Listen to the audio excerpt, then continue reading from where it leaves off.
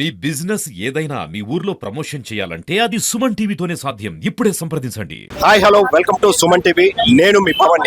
ఈ రోజు శ్రీకాకుళం జిల్లాలో అయితే ఎండియు ఆపరేటర్లు చేస్తున్నటువంటి ధర్నా ఈ రోజు రోడ్డు ఎక్కి కొన్ని వేల కుటుంబాలు అయితే వాళ్ళ ప్రభుత్వం తీసుకున్నటువంటి నిర్ణయం వలన రోడ్డు ఎక్కేమన్నారు. సో ఒక్కసారి వాళ్ళతో మాట్లాడి వారి కార్యాచరణ ఏ విధంగా ఉంటుందో తెలుసుకునే ప్రయత్నం చేద్దాం. రోడ్డు ఎక్కడానికి కూడా మేము సిద్ధంగా ఉన్నాం. ముఖ్యంగా ఈ 8 రోజుల్లో 1వ తారీఖు నుంచి 8వ తారీఖు 8 రోజుల్లో మీ కూటమి ప్రభుత్వం, మీ అధికారులు, మీ మినిస్టర్లు, మీరు ముఖ్యమంత్రిగా ఉన్నారు. మీరు ఇంతమంది ఉంటుండగా రెడ్ హ్యాండెడ్గా సుమారు 2,50,000 కేజీల బియ్యాన్ని 50,000 బస్తాలని పట్టుకున్నారు అని అంటే తెలియకుండా ఇంకెంత ఫ్రాడ్ జరుగుతుంది ఇందులోన. ఇటువంటి కమిషన్లు దండుకోవడానికి, ఇటువంటి రైస్ మాఫియా నడపడానిక నిజాయితీగా పనిచేస్తున్న మాపై బురద చల్లి మమ్మల్ని తొలగించారు. మీకు కావాలనుకుంటే పెద్దల దగ్గర తీసుకోండి, కడుపు నిండేవారి దగ్గర తీసుకోండి. కడుపు నింపుగా కష్టపడుతున్న వారికి కడుపు కొట్టొద్దని మా యూనియన్ తరఫున మీకు హెచ్చరిస్తున్నాం.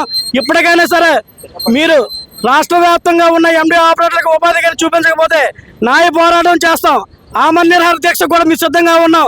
కరోనా టైంలో కూడా ఒక కుటుంబంలో 2 అన్నదమ్ములు ఉంటేనే ఒకరికి కానీ కరోనా సోకిందంటే దగ్గరికి వెళ్ళలేని పరిస్థితుల్లో కూడా 1,500 నుంచి 2,000 కుటుంబాలకు నేరుగా ఎండి ఆపరేటర్ వెళ్ళి రాష్ట్రంలో నిత్యావసర సరుకులు పంపిణీ చేసి ఒక్క కరోనా టైంలోనే 20 మంది ఎండి ఆపరేటర్ ప్రాణాలు కోల్పోయారు.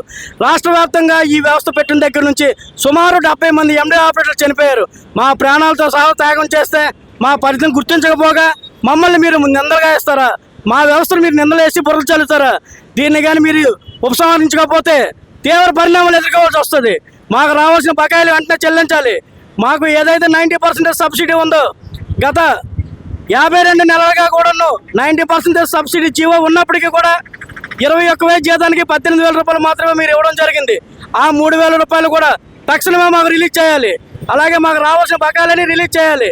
ఇప్పుడు ఇంకా 20 నెలల కాల పరిమితి ఉంటుండగా ఏదైతే మమ్మల్ని తొలగించారో మాకు ఉద్యోగ ఉపాధి చూపిస్తూ మా వెహికల్స్ని గూడ్స్ వెహికల్గా, మళ్ళీ మొబైల్ క్యాంటీన్గా ఉన్న వెహికల్స్ని గూడ్స్ వెహికల్గా మార్చి మా వెహికల్స్ క్లియరెన్స్లు అన్నీ ఇచ్చి మాకు సాగనంపాలని తెలియజేస్తున్నాం.